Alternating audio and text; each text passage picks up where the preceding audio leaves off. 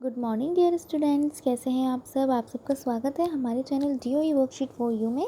आज हम करने वाले हैं क्लास 6 के लिए इंग्लिश की वर्कशीट। तो जल्दी से सभी बच्चे अपनी नोटबुक ओपन करेंगे, डेट मेंशन करेंगे 4 अगस्त 2021। वर्कशीट का नंबर है 9। क्लास के साथ सेक्शन ज़रूर मेंशन करें, अपना नाम लिखेंगे, अपनी क्लास टीचर का नाम लिखेंगे। चलते हैं आज की हमारी वर्कशीट की तरफ। हमने बच्चों लास्ट वर्कशीट में आपको याद होगा हमने पढ़ा था यूज़ ऑफ ए और एन।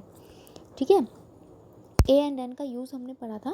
तो चलिए आज हम उसी को थोड़ा सा कंटिन्यू करते हैं। वी यूज़ ए और an when we talk about one person, one animal, one place or one thing. जब हम किसी एक चीज़ के बारे में बात करते हैं, किसी एक व्यक्ति, किसी एक जानवर, किसी एक स्थान या किसी एक वस्तु के बारे में बात करते हैं, तो हम ए और एन का यूज़ करते हैं। ए और एन दोनों का मतलब होता है एक। ठीक है, लेकिन इनका यूज़ थोड़ा सा अलग हो जाता है, जो हमने लास्ट टाइम पढ़ा था कि जब भी हमारे पास वोवल्स होते हैं ए, ई, आई, ओ, यू, जब भी हमारा कोई वर्ड इनसे एंड करता है या इनसे स्टार्ट होता है, जब इनसे शुरू होता है तो उसके साथ हम लगाते हैं एन। ठीक है, और जब हम कॉन्सोनेंट्स के साथ यानी कि बी, सी, डी, एफ, जी, इन सब के साथ जब हम लगाते हैं, ये पूरा जेड तक कंटिन्यू रखना, इसमें से वोवल्स निकाल कर, ये हमारे कॉन्सोनेंट्स होते हैं, इनके साथ हम लगाते हैं ए। ठीक है, जब भी कोई वर्ड इनसे शुरू होता है तो ए लगाते हैं। तो स्टार्ट कर देते हैं। जैसे देखिए यहाँ पर है ए और an for each picture, right a और एन फॉर ईच पिक्चर। ये पिक्चर्स बहुत ईजी हैं, सभी बच्चे ड्रॉ कर लें अपनी नोटबुक में। ठीक है, उसके बाद हम यहाँ पर अगर ड्रॉ नहीं कर सकते हैं तो आप इनका नाम लिख सकते हैं। जैसे यहाँ पर अम्ब्रेला है तो आप यहाँ पर अम्ब्रेला लिख सकते हैं। ठीक है, यहाँ पर है अम्ब्रेला, अम्ब्रेला के साथ यू शुरू हो रहा है, यू से शुरू हो रहा है ना अम्ब्रेला। देखिए अम्ब्रेला यू से शुरू होता है तो आएगा एन। ठीक है, वोवल है क्योंकि ये हमारा बॉय। बी हमारा कॉन्सोनेंट होता है तो हम उसके साथ ए लगाते हैं, तो हम यहाँ पर लगाएंगे ए।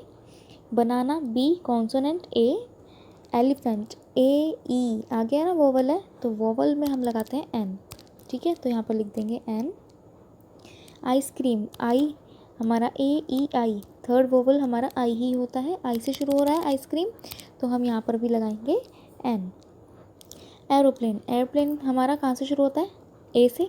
ठीक है, तो ए हमारा पहला ही वोवल होता है, तो हम यहाँ पर भी क्या लगाएंगे एन, एन एयरप्लेन। ठीक है, फिर है बाईसाइकिल, बाईसाइकिल शुरू होती है बी से।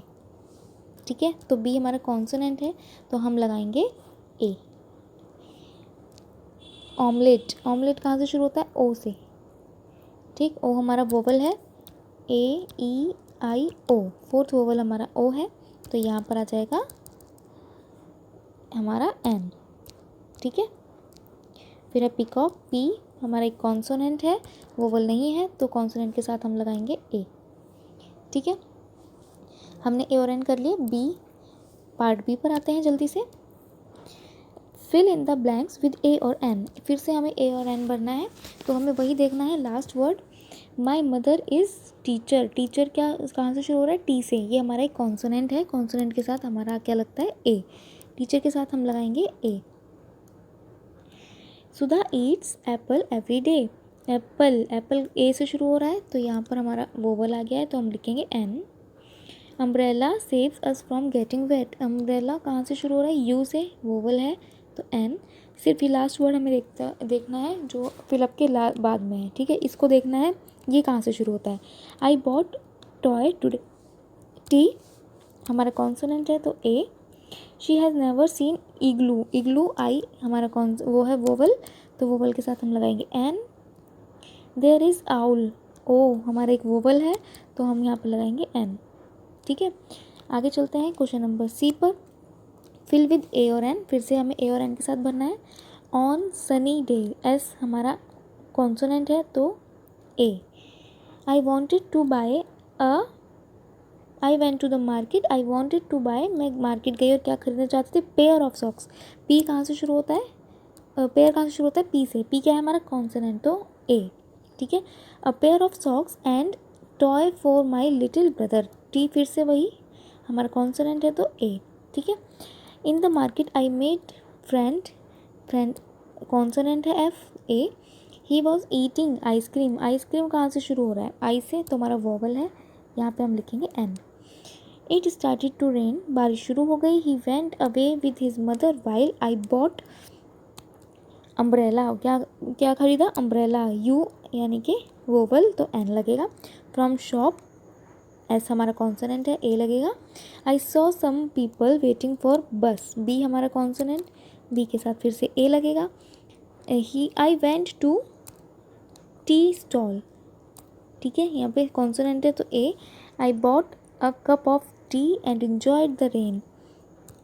आई सॉ ओल्ड मैन, ओ आ गया है, वोवेल है तो फिर से हम एन लगाएंगे. An old man, he was getting wet, I went to him, I gave him my umbrella, he blessed me. ठीक है, हमारी ये स्टोरी भी कंप्लीट हो गई. हमने ए और एन कंप्लीट कर लिया. तो सभी बच्चे नोटबुक में करेंगे काम. ठीक है, कोविड अप्रोप्रिएट बिहेवियर कैब मैसेज है. Keep maintaining physical distance of 6 feet और 2 यार्ड्स, 2 गज की दूरी कम से कम एक दूसरे से बनाए रखें. हमारी इंग्लिश की वर्कशीट यहीं पर समाप्त होती है. जल्दी से आते हैं अपनी नेक्स्ट वर्कशीट की तरफ. हमारी नेक्स्ट वर्कशीट है सोशल साइंस की. तो सभी बच्चे सोशल साइंस की नोटबुक ओपन करेंगे, डेट मेंशन करेंगे, अपना नाम, टीचर का नाम और अपनी क्लास. ठीक है, सेक्शन ज़रूर लिखिएगा. तो स्टार्ट करते हैं. State your age. यहाँ पर अब सभी बच्चे अपनी एज लिखेंगे. यहाँ पर आज एज का ऑप्शन है तो एज मेंशन करेंगे सभी बच्चे. Can you tell about members of your family as to what did they eat, what did they wear, what sport did they play, what sport did they play. देखिए यहाँ पर पूछा है कि आपके फैमिली मेम्बर्स के बारे में आप जानते हैं कि आप बता सकते हैं कि वो क्या खाते हैं, क्या पहनते हैं और वो कौन सा खेल खेलते हैं. बता सकते हैं यस और नो. यस हम बता सकते हैं, बिल्कुल बता सकते हैं. Can you tell about your ancestors who were living about 2000 years before your birth as to what did they eat, what did they wear, what sport did they play, in which type of houses they live in.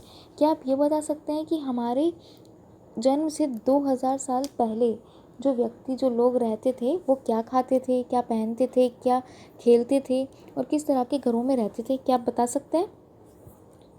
No यहाँ पर है नहीं. हम सिर्फ उनका बता सकते हैं जिन्हें हम जानते हैं.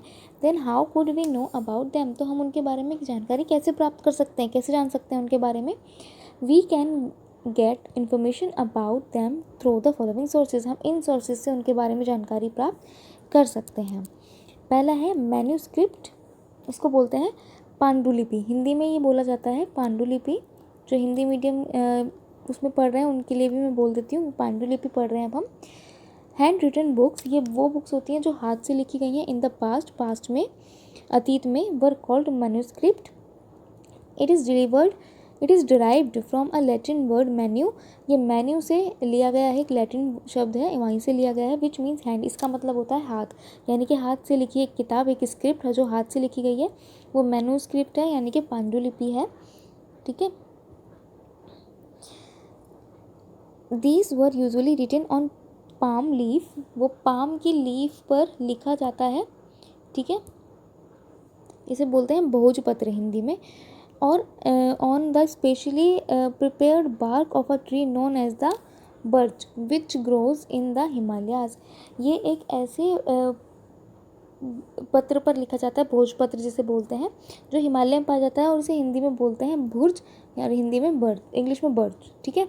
These books dealt with all kinds of subjects, religious beliefs and practices, the lives of kings, medicines and science.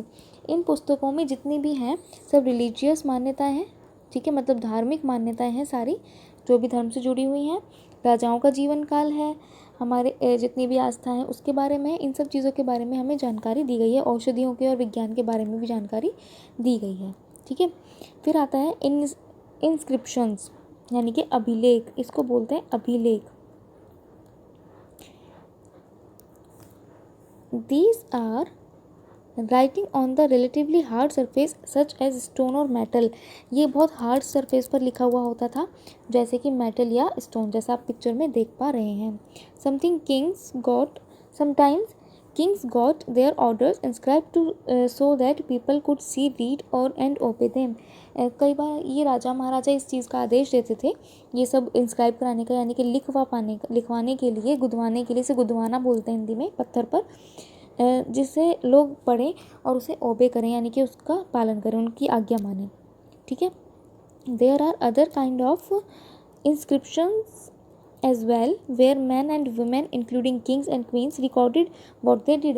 कुछ ऐसे भी अभिलेख थे जिन्हें राजा महाराजा अपने लिए रखते थे, जिसमें ये रिकॉर्ड होता था कि राजा महाराजाओं ने इसमें मतलब पुरुष और स्त्रियों ने क्या किया है, उनके रिकॉर्ड रखे जाते थे, चाहे वो राजा या रानी ही क्यों ना हो। ठीक है। ऐसा आप इंडिया गेट पर भी देख सकते हैं, उस पर भी लिखा हुआ है काफ़ी कुछ सुंदर सुंदर।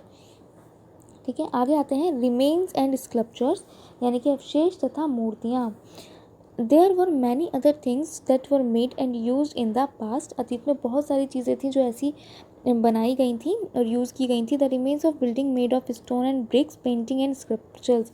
जो चीज़ें देखिए हम यूज़ कर रहे हैं वही चीज़ें पहले भी यूज़ हो चुकी हैं, जैसे कि ईंटों के घर बनाना, पेंटिंग्स बनाना और स्कल्पचर्स बनाना। ठीक है। मूर्तियाँ बनाना। Objects that are made of hard impressible substances usually survive for a long time. जो इस तरह के हार्ड चीज़ों के बने होते थे वो थोड़ा लंबे समय तक रुकते थे। ठीक है, टिकी रहती थी वो चीज़ें। Archaeologist also look for bones of animals, bird and fish to find out what people are in the past. जो आर्कियोलॉजिस्ट हैं वो इस चीज़ की जानकारी भी जान रहे हैं, कहाँ से, जो भी अवशेष हमें प्राप्त होते हैं एनिमल्स के, बर्ड्स के, फिश के, इन सब की हड्डियाँ मिलती हैं दबी हुई, उनसे जानने की कोशिश करते हैं कि उस समय के लोग किस तरह के थे और वो क्या खाते थे। प्लांट रिमेन सर्वाइव फार मोर रेयरली। प्लांट्स बहुत कम सर्वाइव कर पाते थे। ठीक है, बहुत कम मतलब जो उस समय के पेड़ पौधे थे वो तो इतने लंबे समय तक बहुत मुश्किल से ही सर्वाइव कर पाएंगे। इफ़ सीड्स ऑफ ग्रेन और piece of wood have been burned. अगर वो उस टाइम के जो भी ये थे प्लांट्स वगैरह, वो अगर कभी जले हों उस समय तो बहुत ही मुश्किल है उनका बचना। एक तो अगर वो जल गए हों किसी भी वजह से तो उनके जले हुए टुकड़े कुछ मिल सकते हैं बस, जिससे अगर कुछ पता लगाया जा सकता है, लेकिन ये खोज हमारी इनकी चलती रहती है। Archaeologist, those who study the objects made and use in the past are called archaeologist. Archaeologist कौन होते हैं? इन्हें हिंदी में बोलते हैं पुरातत्वविद। ठीक है, मैं यहाँ पे लिख कर दिखा देती हूँ आपको। पुरातत्वविद।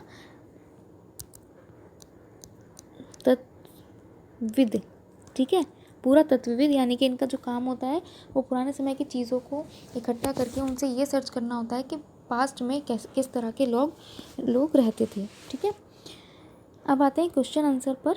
हमारा पहला है, where were the manuscript written. कहाँ पर लिखी गई थी? देखिए कहाँ लिखी जाती थी, ये हमने यहाँ पढ़ा था। These were usually written on palm leaf. Palm leaf पर लिखी जाती थी, और on the specially prepared bark of the tree known as the birch. यहाँ तक आप लिख सकते हैं। ठीक है, ये हमारा आंसर 1 है। इसके आगे भी इसी की लाइन है वैसे, विच ग्रोज इन द हिमालयाज। ठीक है, ये आंसर 1 हमारा कंप्लीट हो गया है।